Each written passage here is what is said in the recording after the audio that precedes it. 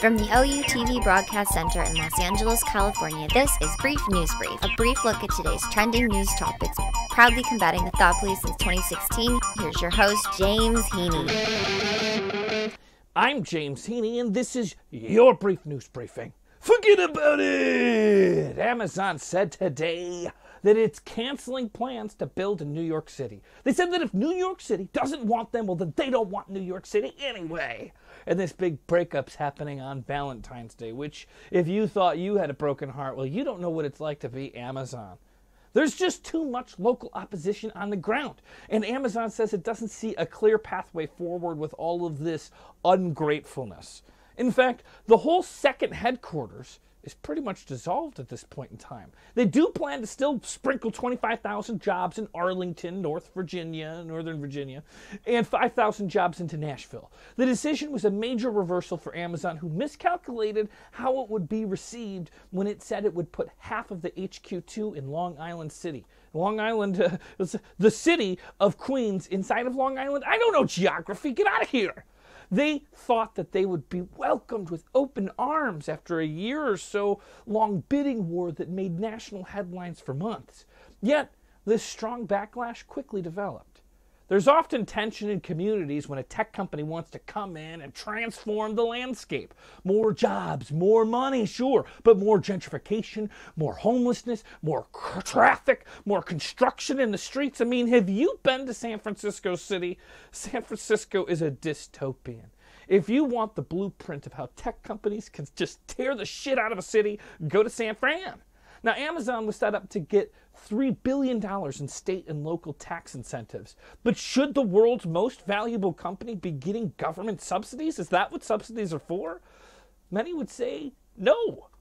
For now, the big standoff is over. Amazon's not coming to Long Island, and Long Island is not getting an Amazon headquarters.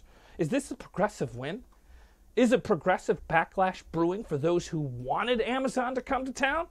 Amazon's not coming to town. Andrew McCabe, former director of the FBI, made some waves when he discussed in a 60 Minutes interview why he authorized an investigation into President Trump's ties with Russia a day after he met with him in May 2017. Now, this is the first time that McCabe has publicly addressed the issue.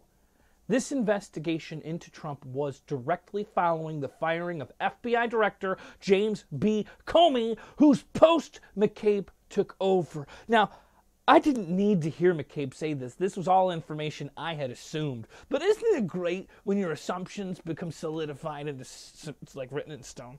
Now, McCabe took over, and this full interview happened to McCabe, and it's not airing fully until Sunday on 60 Minutes, which I'll tell you what, I'll be watching on Sunday. I hope you do. We can look up at the sky and think that we're both watching this 60 Minutes interview under the same starry sky. Anyways, McCabe admits that he felt very strongly that Donald Trump won an American election with the aid of the government of Russia, our most formidable adversary on the world stage. And this was upsetting.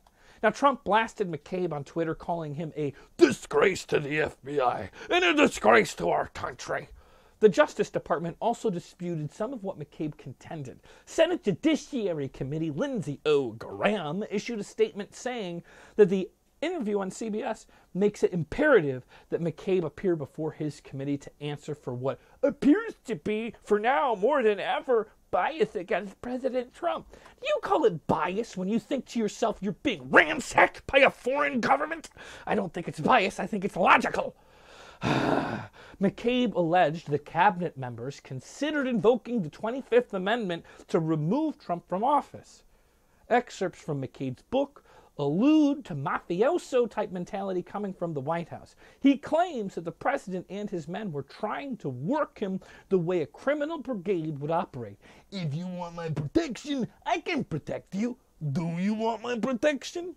Now, McCabe was fired from the Bureau in March, just 26 hours before he could have just simply retired. What kind of a dick move is that?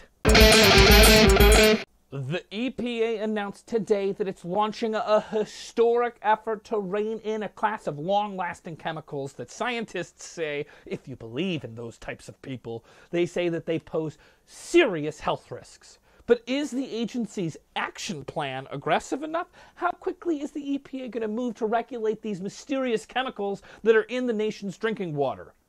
I see what's been happening in Flint, Michigan, and I can't help wonder, is this just a Flint, Michigan problem nationwide? What's in our water, EPA? Well, I'll tell you what I've learned so far. It's a widespread contamination caused by perfluoroalkyl and polyfluoroalkyl. Now, these compounds we're going to continue to talk about just using this abbreviation, PFAS, because I don't know if I'm pronouncing it right. I searched the pronunciation on the internet, and all I could find was a baby cooing at me. That's not the way you say it. So we're going to call them PFAS. This chemical compound has been detected in the drinking water of millions of Americans. Now, former EPA Director Scott Pruitt calls the problem a nationwide emergency.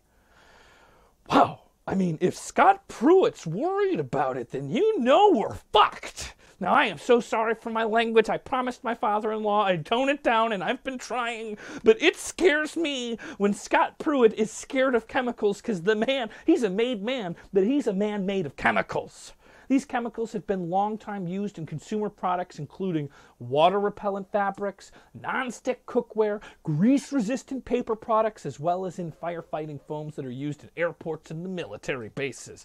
Health risks include thyroid disease, weakened immunity, infertility, and certain kinds of cancer.